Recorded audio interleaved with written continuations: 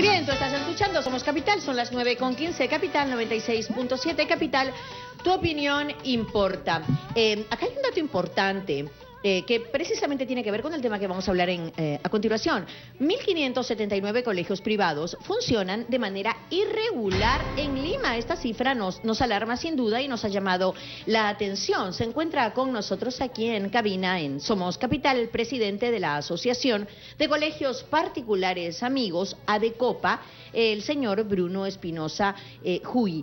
Bruno, bienvenido, gracias por estar aquí con nosotros. Gracias, Fiola, por la invitación. Hola, Bruno, ¿cómo le va? Primero vamos a tocar varios temas contigo, porque es medio complicado que 1.579 colegios en Lima, colegios particulares, estén trabajando de manera irregular, ¿no? No solamente pasa con las universidades, que hemos visto ahora esta última de la Universidad Garcilaso de la Vega, sino también pasa ya en los colegios particulares.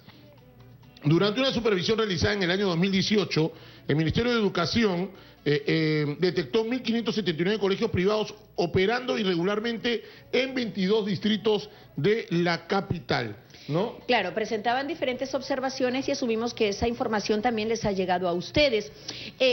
Bruno, precisamente ustedes han hecho recientemente un evento, ¿no? Un evento de gestión de desarrollo en donde debiese haber un match interesante entre el docente y el personal. Cuéntanos un poquito las conclusiones de ese evento. Bueno, muchas gracias. De hecho, el evento convocó, como dice un poco el eslogan, a directores y directivos de colegios de Lima principalmente, pero también del Perú. Vinieron directivos de Piura, de Arequipa. Y si bien el tema que nos convocaba era el tema del desarrollo docente, un poco las estrategias para manejar a nuestros profesores, de hecho, por ser directivos, hemos hablado de temas anexos, ¿no? Y uno de esos temas tiene que ver, por ejemplo, con toda la parte legal. Y eso, haciendo un poco el match con lo que decía Alan, el problema de estas irregularidades que nosotros solemos ver es que más o menos es a fines de los 90 en que cambia la legislación y de repente cualquier persona puede poner un colegio, porque antes solo lo podía hacer un educador. A ver, sí, hablemos sobre las observaciones. Sí, entonces, claro, la multiplicación del número de colegios que se dio de fines de los 90 hacia acá, que es más o menos, la estadística dice que se multiplicaron por 5 o 6, hace que haya una serie de colegios particulares que evidentemente no cumplen con las condiciones necesarias ni brindan una educación de calidad a nuestros niños. ¿Cuál es el problema que, por ejemplo, en ADECOPA hemos visto y que salió un poco también en el Congreso? Y es que muchas veces se legisla y se habla de los colegios particulares como una unidad y estamos hablando de una realidad muy heterogénea. Tenemos colegios como estos que no cumplen y que deberían estar cerrados y colegios, por ejemplo, como los que agrupa nuestra asociación, que son colegios grandes, que son colegios que apuntan en este caso al sector AB, pero evidentemente hay colegios en todos los sectores que hacen las cosas bien y colegios que hacen las cosas mal, ¿no? De hecho, legalmente, hoy en día los colegios particulares tenemos una serie de restricciones que me parecen muy bien, pero te cuento un poco la realidad de nuestros colegios. Nosotros recibimos la visita del Ministerio todos los años, más de una vez, de Defensa Civil también todos los años, 2, 3 veces, y nos observan hasta si hay una franja luminosa en una grada de una escalera de 3 escalones que sirve para pasar de un patio a otro, ¿no? Sin embargo, tenemos la realidad que mencionaba, 1.500 colegios que funcionan irregularmente porque probablemente no cumplen con las más mínimas condiciones de seguridad. Y eso pasa un poco, creo yo, por el tema de la capacidad de supervisión que puede tener tanto el Ministerio o también las municipalidades, ¿no? Pero digamos que esta legislación a partir de los 90 para adelante, en donde, por ejemplo, un señor se ganaba la tinca y decía, bueno, voy a hacer un colegio. Esa legislación como que no ha sido de las mejores que le ha pasado a la educación en el país.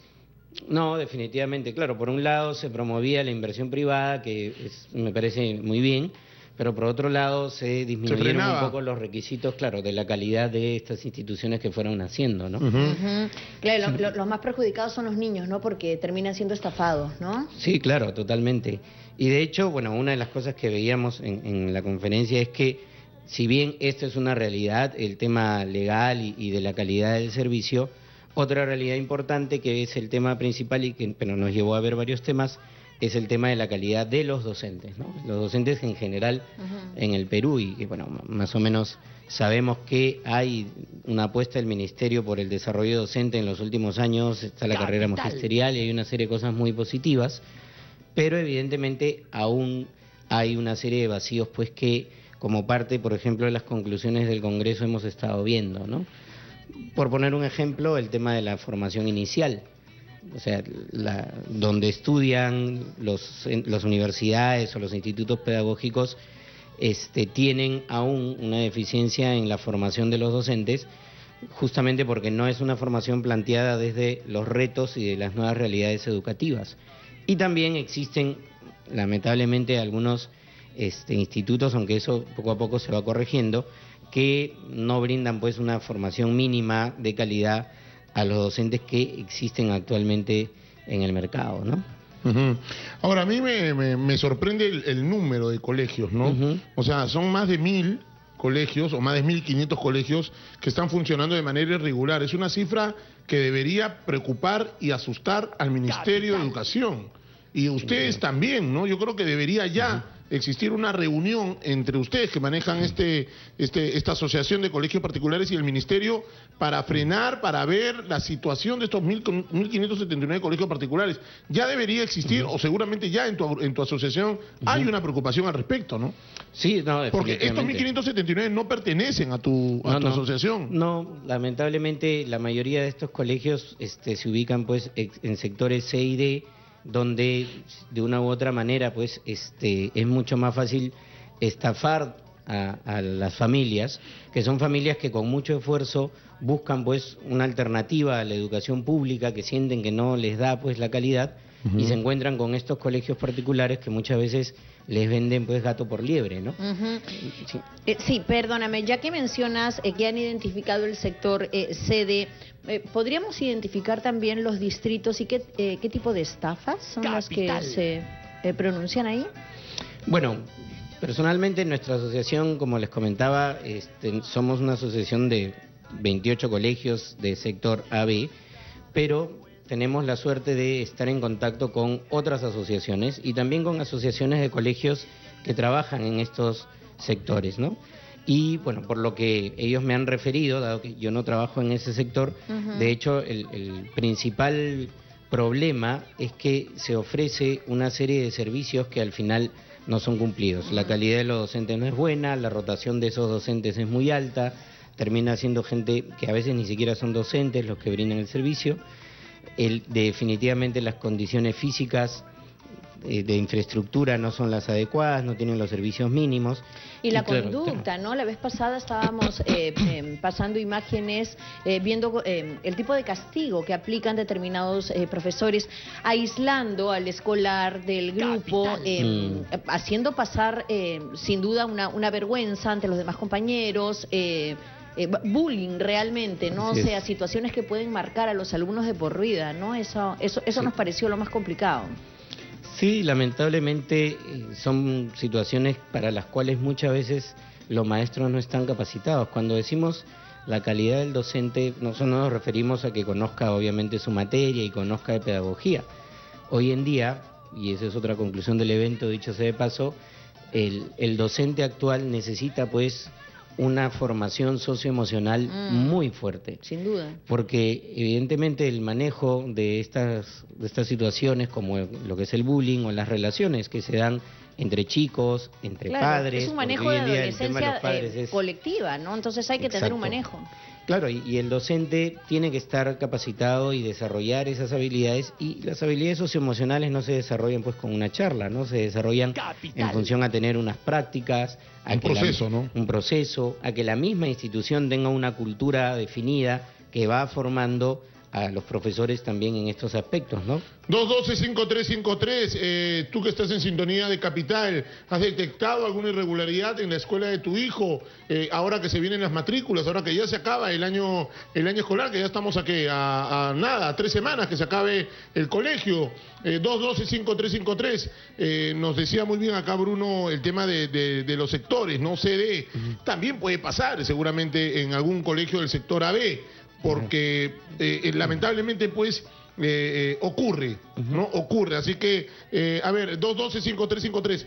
El tema de esta reunión que han tenido, esta gestión de desarrollo al docente, y quiero que me lo cuente después, porque es importante. Vamos a recibir a Melanie, a quien tenemos en línea. Melanie, bienvenida a Somos Capital. Te escuchamos, preciosa. Te escucha el especialista. Hola, Fiorella, buenos días, Alan. Sí, le quería hacer una consulta. Por ejemplo, mi niño va a pasar recién a primer año de primaria, donde vivimos en Breña, y quisiera saber cómo me entero qué colegios están debidamente capacitados o cuentan con la licencia del Ministerio de Educación para poder saber. Colegios particulares, claro. Excelente pregunta, ¿no? Claro, porque uno recorre varios colegios y dice, pero ¿tendrá la licencia?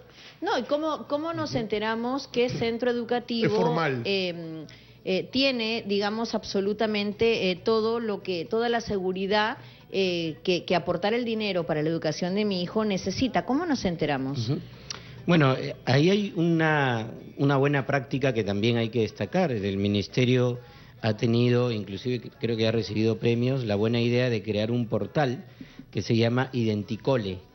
Ahí en Identicole cualquiera puede entrar y puede filtrar de acuerdo a distritos, va a ver qué colegios están autorizados y cumplen con todos los requisitos para el Ministerio de Educación. Eso ya es una ventaja que antes no existía. Entonces uno entra a Identicole y puede hacer esa búsqueda.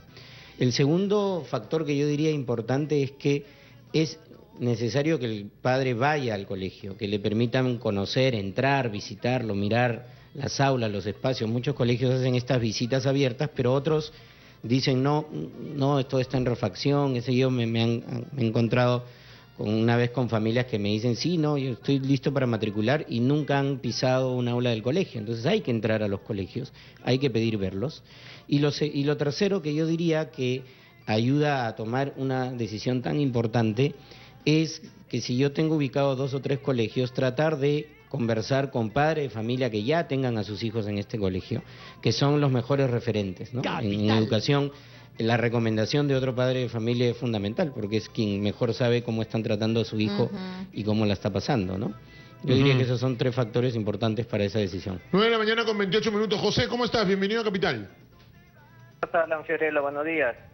Buenos días, te escuchamos. El tema de los colegios, mira, yo he vivido mucho tiempo en Villa El Salvador, ahora vivo en Chorrillos, y ahí en la zona donde yo estaba viviendo antes hay un colegio que se llama Divino Maestro. Este colegio se fue construyendo en casas, construía hacia arriba, pero nunca hizo un patio deportivo para los muchachos. Cuando ellos necesitan hacer deporte, los sacan a la calle, usan la vía pública, que bueno, en esa zona no hay asfalto, es arena, y se ponen a hacer su educación física ahí, tanto niños de primaria como los de secundaria. Y por ahí siempre pasan carros, y cuando pasan carros tienen que dejar de hacer, o si no, cierran la calle, las calles para que los carros no pasen por ahí. Y siempre ya, mira, son muchos años que trabajan así, y nunca creo que ha ido el ministerio o alguien a fiscalizar ese colegio porque sigue trabajando de esa forma hasta el día de hoy. Muy bien, José, muchas gracias. Gracias. Sí, hay diversas instituciones educativas que, de verdad, como dice José, ¿no? Practican ese tipo de situaciones. Así es.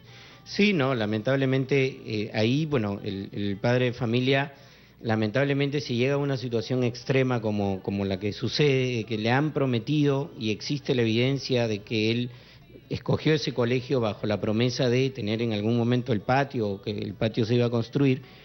De hecho tiene, 2 canales para hacer sus respectivas denuncias, ¿no? Una es la UGEL o el órgano del ministerio de su localidad, y el otro es definitivamente Indecopi, ¿no? Indecopi ha tenido en estos últimos años un protagonismo muy alto en todo el tema de la educación, inclusive alguna estadística dice que el monto de multas en educación es el primero o segundo de su recaudación.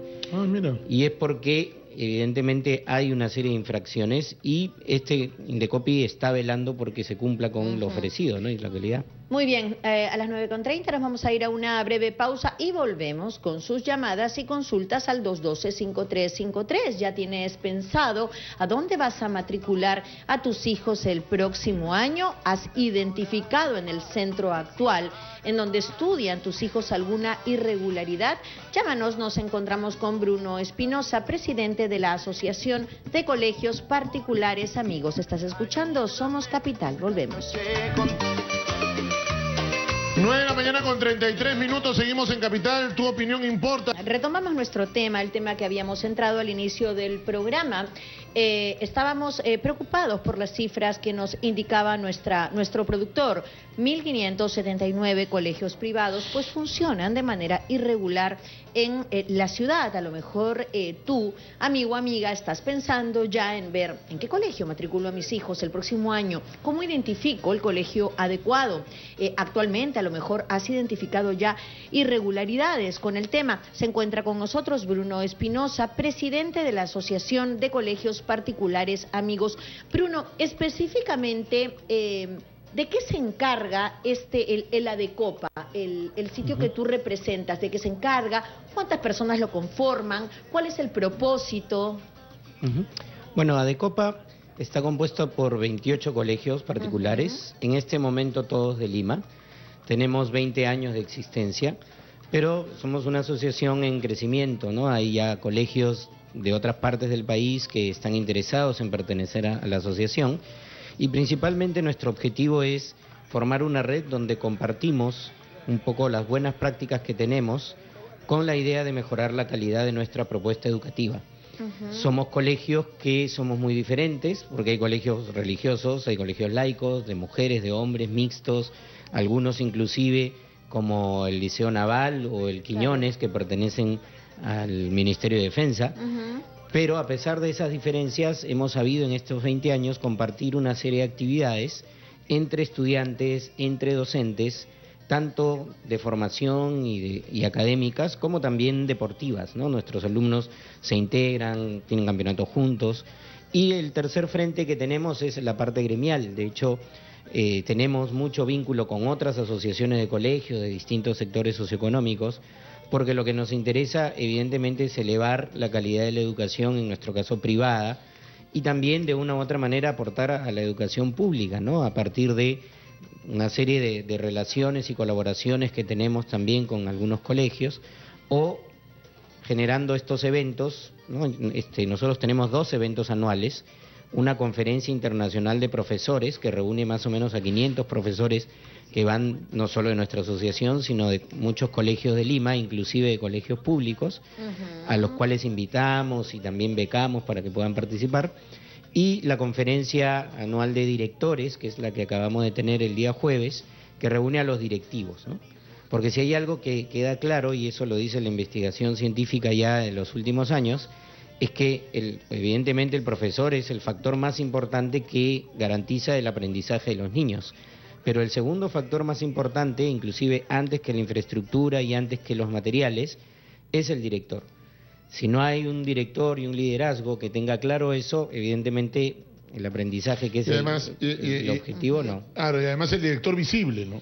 Además, el director tiene que ser visible, ¿no? El director tiene que estar dando vueltas por los salones. Hay que trabajar a puerta abierta, además. Claro, el director tiene que pasearse por los salones y ser amigo del alumno, ¿no? Exacto. No ser amigo del alumno, que la dirección no sea, uy, me han llamado de la dirección, algo va a pasar. No, te llaman de la dirección porque, bueno, te quieren felicitar, ha participado bien en la actuación, ha ganado el equipo del salón el fin de semana. O sea, que la dirección no la vean como algo terrorífico, sino más bien como un tema mejor, ¿no? Sí, no, definitivamente, ¿no? Nos falta caminar hacia eso. Felizmente, bueno, en la asociación tenemos muchas buenas experiencias en ese sentido, ¿no? La mayoría de directores han entendido pues que ya la oficina pues no es ese búnker que tienes que pasar 3 pisos o 3 personas para llegar al director, y la figura del director es clarísima, que si no está en una relación horizontal con sus docentes, con sus estudiantes, difícilmente va a poder ejercer un liderazgo efectivo, ¿no? Y está bien que todas las instituciones y en general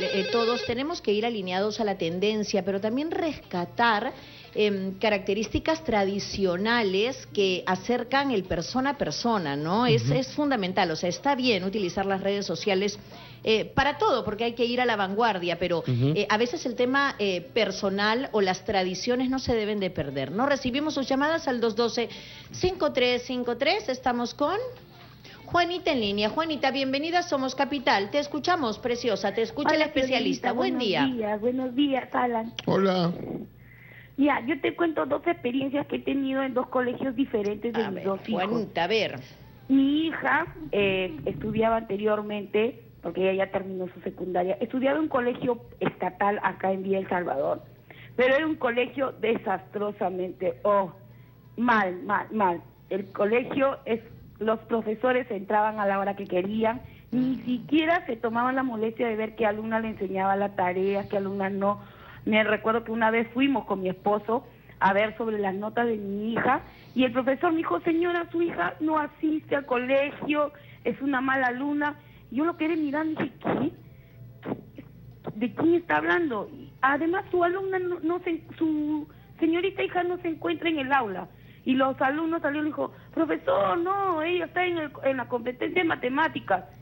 Y en eso mi hija se acerca y, profesor, buenos días, ya di el examen. Y el profesor dice, muy bien, alumna, pase. Profesor, ella es mi hija. No dice que es una mala alumna. Ay, señora, disculpe. O sea, no, los profesores... no están al tanto de nada, Juanita. No. En cambio, mi hijo, tengo un menor hijo que tiene 8 años. Él está en el colegio Fe Alegría. En ese colegio, ¿para qué? Un colegio A1. Yo no entiendo cómo otros colegios que son estatales, porque el Fe Alegría es estatal. ¿Qué diferencia de educación? Tanto con los profesores como los alumnos. Hasta con la propia directora, los padres pueden hablar tranquilamente. Los alumnos se acercan a la directora, la saludan. Es otra cosa. Pero sin embargo es estatal. Yo no entiendo cómo los otros colegios estatales no tienen esa educación de enseñar a los alumnos. Los profesores están al día en la educación de los chicos, están pendientes de los niños, reciben a todos los niños, incluso alumnos inclusivos, que los profesores, ¿para qué? La profesora de mi hijo tiene un alumno exclusivo con los que ha avanzado un montón. En verdad, no entiendo por qué la educación en otros colegios estatales es tan baja, tan triste, tan muy pobre. amable, Juanita. Que tengas un gran día. Vamos a trasladar tu consulta, tu reflexión, más que pregunta, ¿no? A nuestro especialista. No tendría que verse afectado el grado de preparación del docente en un colegio estatal o en un colegio privado. Y lamentablemente sí se ve muy pronunciado eso, ¿no? Sí, no, definitivamente la brecha de la calidad del servicio educativo todavía es muy grande, pero también hay que mencionar que hay colegios particulares que lamentablemente, como decíamos, que son la cifra, igual le estafan y tienen la calidad también por los suelos, ¿no? Como también hay colegios estatales donde hay un servicio muy bueno y están ubicados también en distintos barrios. ¿Qué es lo que hace para mí la diferencia? Uno, evidentemente, la supervisión y la cercanía que puede tener el ministerio en estos colegios.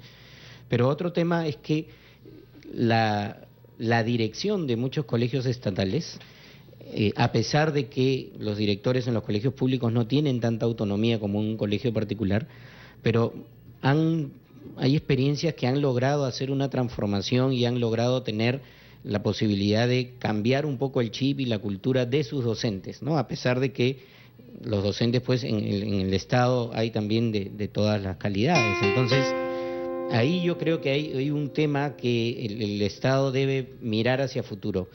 El tema de la autonomía de los colegios es un tema importante, porque en la medida en que haya una autonomía y garanticemos que las personas que están ahí tienen la formación, vamos a ir mejorando la calidad y no vamos a llegar a estos extremos que el profesor ni conozca a sus alumnos. O sea, eso es atroz. Eso es atroz, ¿no? Atroz, no le totalmente. interesa absolutamente nada, ¿no? Muy bien, muchas gracias por haber venido, de verdad, Bruno, nos has ayudado muchísimo en este tema. La última, en esta reunión que han tenido de cerca de 200 directores, ¿cómo ves al docente? ¿Cómo se ha visto al docente? Porque el tema era un poco la gestión del desarrollo del docente. ¿El docente está mejor preparado? ¿Hay más vocación de servicio del docente hacia el alumno? ¿Cómo lo has sentido tú, rapidito, para terminar, por favor? Bueno, en dos palabras, hemos tenido la visita de 2 ponentes internacionales justamente para traer un poco las buenas prácticas en otros países y comparar las realidades. Y lo que queda claro es que más allá del país en el que estemos, el tema de la docencia es un tema de vocación y es un tema donde lo principal es el vínculo, un poco lo que decía Fiorella, de persona a persona. Si no hay vínculo emocional ni de persona, por muy técnico que tú seas, no vas a lograr el mínimo aprendizaje en los niños. Y ese es el aspecto que hay que trabajar más en nuestro país, ¿no? El apoyo, la formación inicial socioemocional, pero también el apoyo permanente, porque el estrés docente a lo largo de la vida profesional de un docente es muy alto, entre las cosas que tiene que hacer, los públicos que tiene que manejar, estudiantes, padres de familia, etcétera, no es fácil. Y los niveles de estrés, la estadística lo dice, son muy altos en el sector de los docentes. Entonces, yo creo que por ahí hay un camino por recorrer para lograr estos maestros realmente de vocación que generen ese vínculo y evidentemente logren el aprendizaje, ¿no? Muy bien, muchísimas gracias, Bruno, por haber estado aquí con nosotros. Bruno Espinosa, presidente de la Asociación de Colegios Particulares Amigos. Que tengas un gran comienzo de semana, Bruno. Gracias por estar aquí. Esta es tu casa. 9:46, nos vamos a una breve pausa y al volver. Venimos con un tremendo invitado, actor y conductor, después de la pausa. ¡A colega! ¡Colega! Me lo cuentas tras la pausa. Listo, perfecto. ya venimos 9:46. ya venimos.